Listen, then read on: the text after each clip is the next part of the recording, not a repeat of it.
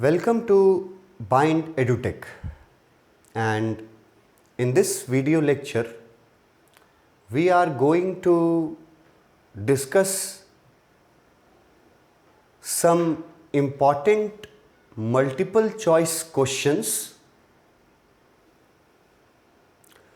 Welcome to Bind EduTech, and in this video we are going to discuss some of the important multiple choice questions related to the poem that we have completed, The Laburnum Top, written by Ted Hughes. तो हम लोग इस video में multiple choice questions discuss करने वाले हैं, और जैसा कि मैं मल्टीपल चॉइस क्वेश्चन का वीडियो बनाते वक्त मैं हमेशा स्टूडेंट्स से ये अपील करता हूँ कि मल्टीपल चॉइस क्वेश्चंस को अटेम्प्ट करने से पहले आपको इस पोएम से रिलेटेड जो वीडियो लेक्चर्स हैं उनको अच्छे से पूरा और ध्यान लगा करके देखना होगा, सुनना होगा, समझने की कोशिश करनी होगी। अगर आप उन वीडियो लेक्चर्स को अच्छे से देख लेंगे, सुन लेंगे और समझने की कोशिश करेंगे, और उसके बाद आप अगर अटेम्प्ट करते हैं मल्टीपल चॉइस क्वेश्चन या किसी भी तरह का क्वेश्चन, तो आप बहुत कंफर्टेबल पोजीशन में अपने आप को महसूस करेंगे। अगर कोई सिर्फ समरी पढ़ लिया है या किसी हिंदी किताब से उसका हिंदी वर्जन पढ़ लिया है या किसी से सिर्फ सुन लिया है और फिर वो अटेम्प्ट करना चाहेगा, तो जो डेप्थ वाले क्वेश्चन होंगे वहाँ वो कंफ्यूज कर जाएगा। So what basically I am trying to say, to advise that please watch the videos carefully and then try to answer the questions, try to attempt the questions. तो इसका laburnum top का पहला question हम लोग लेते हैं। पहला question है, how did the poet describes the top of the laburnum tree in the poem the laburnum top. पहला क्वेश्चन पूछा कि इस पोएम में, लैबर्नम टॉप में, पोएट ने उस लैबर्नम ट्री को कैसे डिस्क्राइब किया है। ऑप्शंस देखिए क्या क्या है। Option A, still and silent. Option B, moving and angry like. Option C, silent and motionless. And option D, none of the above. अब इस क्वेश्चन में दो ऑप्शंस ऐसे हैं जो कंफ्यूजिंग हो सकते हैं। देखो, ऑप्शन बी में जो दिया है मूविंग एंड एंग्री, ये तो बिल्कुल गलत हो गया कि कहीं ट्री को देख करके कहीं ये नहीं बताया था कि ट्री मूव कर रहा था और गुस्से में था, ये तो गलत हो गया। यहां लिखता है ए में स्टिल एंड साइलेंट, और सी में देखो उसी से मिलता जुलता ऑप्शन है, स्टिल एंड मोशनलेस। तो ये जो स्टिल वर्ड है और ये जो मोशनलेस वर्ड है, ये ऑलमोस्ट इक्विवेलेंट वर्ड्स हैं। मतलब स्टिल का मतलब ही मोशनलेस भी होता है। मगर अगर सही आंसर की बात की जाए तो फिर हम लोग को पोयम के लाइंस में याद रखना होगा कि मोशनलेस वर्ड यूज किया है कि स्टिल वर्ड यूज किया है पोयम के लाइन में। तो जो पोयम का लाइंस देखेंगे पढ़ेंगे वो इसका आंसर समझ सकते हैं कि मोशनलेस वर्ड कहीं यूज नहीं किया, स्टिल और साइलेंट वर्ड यूज किया है पेड़ के लिए। तो इसका सही आंसर हो जाएगा ए। पोएट ने उस पेड़ को, लैबर्नम टॉप को स्टिल और साइलेंट के रूप में डिस्क्राइब किया है। Next question, what happened to the leaves of the laburnum tree? वो जो लैबर्नम ट्री है उसके जो लीव्स हैं उनके बारे में पूछा है। What happened to the leaves of the laburnum tree? तो अब हम लोगों ने पोयम में पढ़ा है, इसका ऑप्शंस देख लो। पहला ऑप्शन में बोलता है कि उस ट्री के पत्ते ग्रीन थे, देवर ग्रीन। ये तो बिल्कुल गलत ऑप्शन है, ग्रीन तो नहीं थे। सेकंड में लिखा है टर्न्ड येलो, कि उस पेड़ के पत्ते जो हैं वो येलो कलर में बदलते जा रहे थे, बदल चुके थे, येलो लीव्स हो चुके थे। थर्ड में दिया है फॉलन डाउन, कि पेड़ के पत्ते गिर चुके थे। और फोर्थ में दिया है न्यू लीव्स ग्रोइंग, कि उस पेड़ में नए पत्ते आ रहे थे। अब इस क्वेश्चन में भी दो ऑप्शन तो बिल्कुल गलत है, लेकिन दो ऑप्शंस में कंफ्यूजन हो सकता है। जैसे पहला वाला में मैंने बताया कि साइलेंट और स्टिल एक जगह लिखा था और एक जगह लिखा था साइलेंट एंड मोशनलेस। तो वो कंफ्यूजिंग था, कैसे पकड़ना है कि मोशनलेस वर्ड तो यूज ही नहीं किया है, silent and still word use किया है। कौन पकड़ पाएगा? जो पोयम के लाइंस को पढ़ेगा, वीडियो देखेगा, सुनेगा, वो पकड़ लेगा कि मोशनलेस वर्ड नहीं यूज हुआ है, स्टिल वर्ड यूज हुआ है। वैसे ही इस क्वेश्चन में भी दो बिल्कुल गलत आंसर है। पहले कि देवर ग्रीन, कि उस पेड़ के पत्ते हरे थे, ये बिल्कुल गलत आंसर है। जो पोयम पढ़ेगा वो एक बार में बताएगा कि गलत है आंसर। उसके बाद लिखा हुआ है डी में आओ, लिखता है नए पत्ते उग रहे थे। तो ये भी जो पोयम पढ़ेगा वो इसको भी तुरंत गलत करेगा कि नहीं, नए पत्ते उगने का कोई जिक्र नहीं हुआ है। अब बच गया बी और सी। बी में बोलता है टर्न्ड येलो और सी में बोलता है फॉलन डाउन, मतलब कि उसके पत्ते पीले पड़ चुके थे और बोला गया कि उसके पत्ते झड़ चुके थे। तो दो चीजों में कंफ्यूजन हो सकता है आपको, क्योंकि पत्ते झड़े भी थे और पत्ते पीले भी थे। मगर अगर पोयम के लाइंस में वापस आओ, जो लोग पढ़ेगा पोयम का लाइंस, वो लोग सही ऑप्शन चुनेगा कि फॉलन डाउन वर्ड जो यूज किया था वो सीड्स के लिए यूज किया गया था पोयम में। फॉलन डाउन वर्ड जो है वो सीड्स के लिए यूज किया गया था। आप पोयम का लाइन देख लीजिएगा, फर्स्ट पैराग्राफ में ही मिल जाएगा। तो ये गलत हो गया, पत्तों के बारे में तो है नहीं फॉलन डाउन। तो ये आंसर सही होगा कि पत्तों के बारे में बताया, दे वर टर्न्ड येलो, कि पत्ते जो हैं वो येलो कलर में बदल चुके थे। पत्ते फॉलन डाउन, यहां कंफ्यूजन है कि पत्ते झड़े थे, लेकिन पोयम में जब जाओगे तो देखोगे लिखा हुआ है सीड्स फॉलन डाउन। पत्तों के बारे में नहीं लिखा हुआ है, लेकिन ये लिखा हुआ है कि पत्ते जो हैं वो येलो टर्न हो गए थे। तो अगर पूछा गया कि लीव्स के बारे में क्या बताया, व्हाट हैपेंड, तो हम लोग आंसर चुनेंगे टर्न्ड येलो। नेक्स्ट क्वेश्चन,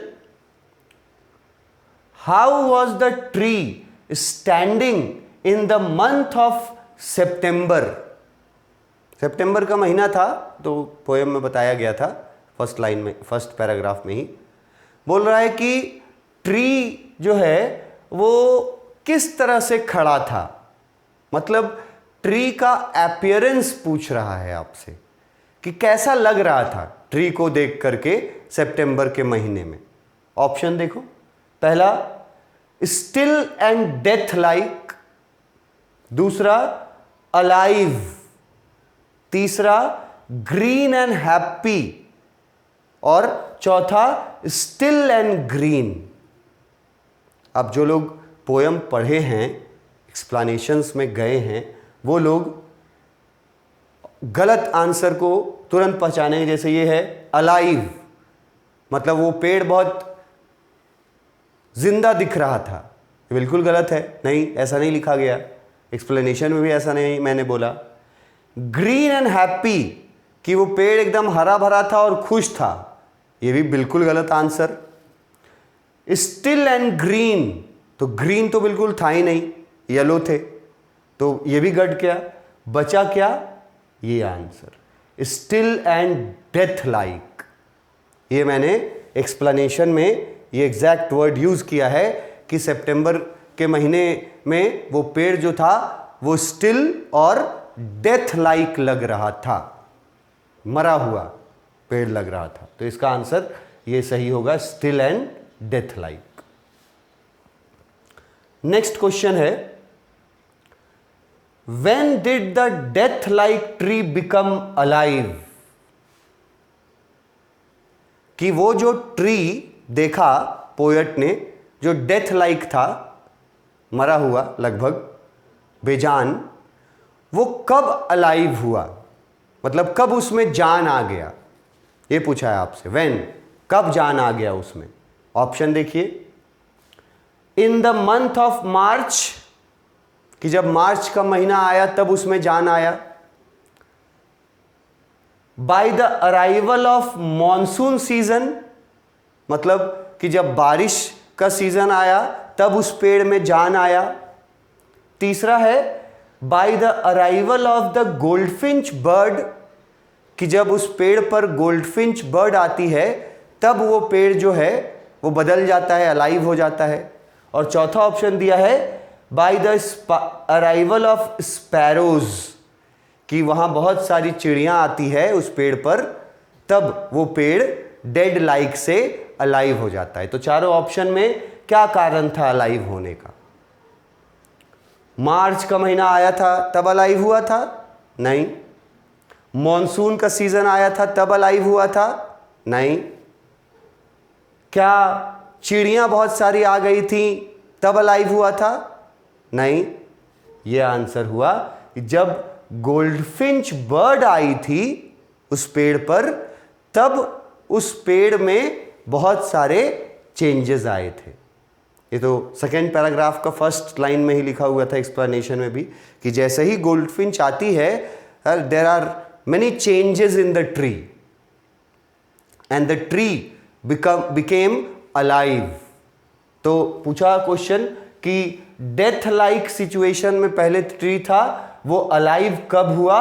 तो सही आंसर है जब गोल्डफिंच बर्ड का अराइवल हुआ तब वो पेड़ अलाइव हो गया, वापस से उस पेड़ में जान आ गई। नेक्स्ट क्वेश्चन देखते हैं, why did the goldfinch bird came towards the tree. पूछा है कि वो गोल्डफिंच बर्ड जो है वो उस लैबर्नम ट्री पे क्यों आई थी, वाई, क्यों आई थी लैबर्नम ट्री पे, क्या करने आई थी। ऑप्शंस देखो, ए में लिखता है to feed her younger ones, feed मतलब होता है खाना खिलाना, अपने बच्चों को खाना खिलाने आई थी, पहला ऑप्शन। दूसरा, टू मेक अ नेस्ट, घोंसला बनाने आई थी वहां पर। तीसरा, टू रेस्ट, वो गोल्डफिंच वहां आराम करने आई थी। और चौथा ऑप्शन है नन ऑफ द अबव, कि इनमें से कुछ करने नहीं आई थी। तो जिन लोगों ने पोयम पढ़ा होगा, वीडियोस समझा होगा, देखा होगा, वो ये सबसे आसान आंसर है इसका, कि वो वहाँ पे नेस्ट बनाने नहीं आई थी, वो वहाँ पे रेस्ट करने भी नहीं आई थी, वो वहाँ पे क्यों आई थी? To feed her younger ones, अपने छोटे बच्चों को खाना खिलाने आई थी। वो छोटे बच्चे जो भूखे थे और जो घोंसला उसने बना रखा था उस लैबरनम ट्री पे, उसमें जो बच्चे थे उनको खाना खिलाने आई थी। तो आंसर होगा कि क्यों गोल्डफिंच आई थी उस पेड़ पर? अपने बच्चों को खाना खिलाने के लिए, to feed her younger ones. Next question में जाते हैं। Where are the young ones of the goldfinch bird? पूछा कि गोल्डफिंच बर्ड के जो बच्चे थे वो कहां पर थे? वेयर, कहां थे वो? ऑप्शंस देखो क्या दिया है। पहला, on the thickness of the branch, मतलब उस ब्रांच में थे जहां पे बहुत घना था, घने ब्रांच में थे। दूसरा ऑप्शन है on the top of the tree, उस पेड़ के सबसे टॉप पर थे वो बच्चे। तीसरा है ऑन अदर ट्री, दूसरे पेड़ पर थे वो बच्चे।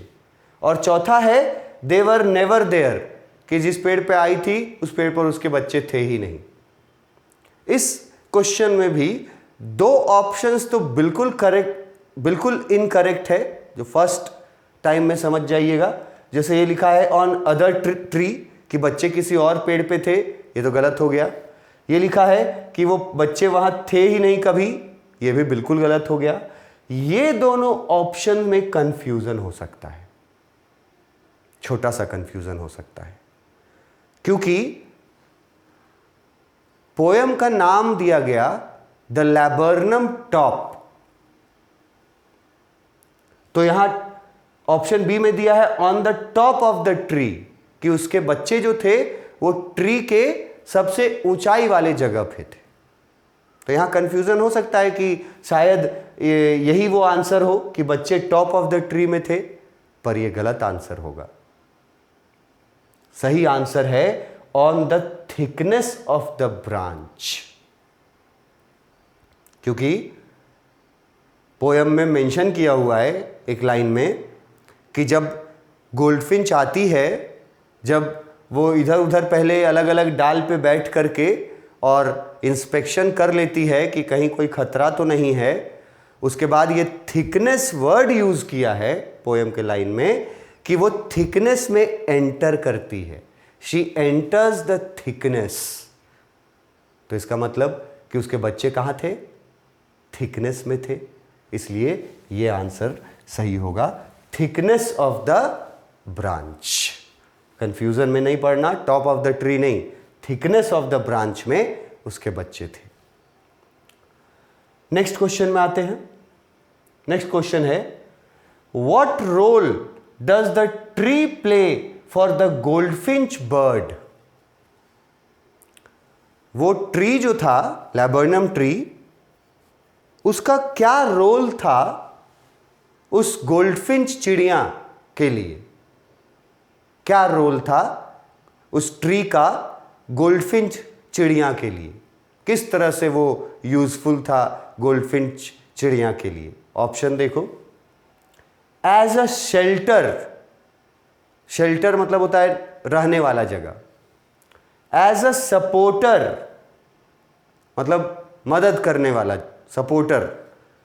सी है as a means to feed her family, कि उस पेड़ से उसको अपने फैमिली को फीड करने का सामान मिलता था, इस तरह से इंपॉर्टेंट था। और डी है एज अ रेस्टिंग प्लेस, कि वो पेड़ जो था वो उस गोल्डफिंच बर्ड के लिए रेस्टिंग प्लेस का रोल अदा करता था। पूछा क्वेश्चन कि क्या रोल था पेड़ का, तो इसमें भी बहुत क्लियर आंसर है। जो लोग चैप्टर के थ्रू जाएंगे, पोयम के थ्रू, वो लोग ये वर्ड उनको मिलेगा as a shelter. Supporter, help नहीं, रॉन्ग आंसर। क्या उस पेड़ से उसके फैमिली को कुछ खाने को मिलता था? बिल्कुल नहीं। क्या वो पेड़ उसके रेस्ट करने का जगह था? बिल्कुल नहीं। ये आंसर सही है कि वो पेड़ का रोल ये था कि वो पेड़ उस चिड़िया के लिए निवास स्थान था, रहने की जगह थी, और उसके इंग्लिश में शेल्टर वर्ड यूज किया है। ये मैंने एक्सप्लेनेशन में भी यूज किया था। तो the right answer is shelter, as a shelter. वो ट्री जो है शेल्टर के रूप में था गोल्डफिंच बर्ड के लिए। नेक्स्ट क्वेश्चन है, how did the bird move to the other side of the branch? अच्छा क्वेश्चन है ये, कि जब बर्ड मतलब गोल्डफिंच एक ब्रांच से दूसरे ब्रांच में मूव करती है तो उसका मूवमेंट कैसा है, मूवमेंट करने का तरीका कैसा है? ऑप्शन देखो, लाइक अ लिजार्ड, ठीक है, स्लोली, तीसरा स्मूथली, और चौथा बाय फ्लाइंग। ये क्वेश्चन भी बहुत कंफ्यूजिंग है, इसमें सारे ऑप्शंस जो हैं वो मिलते जुलते हैं। स्लोली मतलब धीरे धीरे वो एक ब्रांच से दूसरे ब्रांच की तरफ जाती है। लिखा है स्मूथली, ये भी थोड़ा बहुत सही है कि उसका मूवमेंट बहुत स्मूथ था, ये मैंने भी बताया है। फिर लिखा है बाय फ्लाइंग, कि एक ब्रांच से दूसरे ब्रांच पर उड़ कर जाती है। तो ये भी तो बहुत कॉमन बात है कि उड़कर ही जाती होगी, मगर इसका सही आंसर है लाइक अ लिजार्ड, क्योंकि ये वर्ड एग्जैक्ट ये वर्ड यूज हुआ है लाइन में, पोएम के लाइन में यूज हुआ है कि उसका मूवमेंट जो था वो लिजार्ड की तरह था। कंपैरिजन भी किया गया था उसके मूवमेंट को, मेटाफर में मैंने बताया था। तो इसका सही आंसर है कि वो मूव करती है कैसे, लाइक अ लिजार्ड, एक छिपकली के जैसे वो उसका मूवमेंट होता है, quick and without making any sound, any noise. Next question, how did the bird arrived? How did the bird arrive at the other branch of the tree? ये फिर से उसी क्वेश्चन को दूसरे रूप से पूछा गया, ये भी वही क्वेश्चन था। How did the bird move to the other side of the tree? या देखो उसी को दूसरे तरीके से पूछा है, how did the bird arrived at the other branch of the tree? तो यहां ऑप्शंस क्या है, with a chirping sound, option B silently, option C never arrived, कभी आई नहीं, option D flew away then arrived at the branch, उड़ गई और फिर आ गई ब्रांच पर।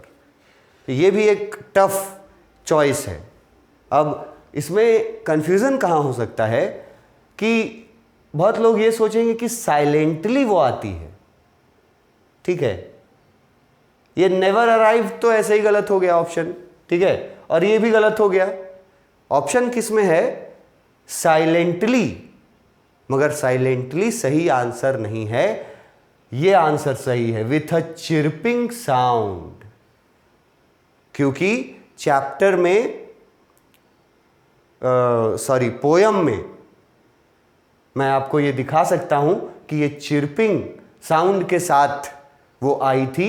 आप पोयम के सेकेंड पैराग्राफ में आप देखिएगा तो आपको मिलेगा कि वो जब आई थी तो एक चिर्पिंग साउंड के साथ आई थी। तो साइलेंटली आंसर गलत हो जाएगा, नेवर अराइव्ड भी गलत हो जाएगा, ये भी गलत हो जाएगा, and the right answer is with a chirping sound. अगर मूवमेंट के बारे में पूछा, इसी के ऊपर जो पूछा था तो क्या चुने? लाइक अ लिजार्ड, मूवमेंट के बारे में। और ऐसे ही पूछा कि आते वक्त क्या कर रही थी, साइलेंट थी? नहीं, साइलेंट नहीं थी आते वक्त, चिरपिंग साउंड के साथ आई थी। और वो साउंड जो था परहैप्स उसके बच्चों के लिए एक सिग्नल था आने का। तो वो आंसर सही होगा, विथ अ चिरपिंग साउंड। तो कुछ और इसमें हम लोग क्वेश्चंस देखेंगे आगे। Thank you.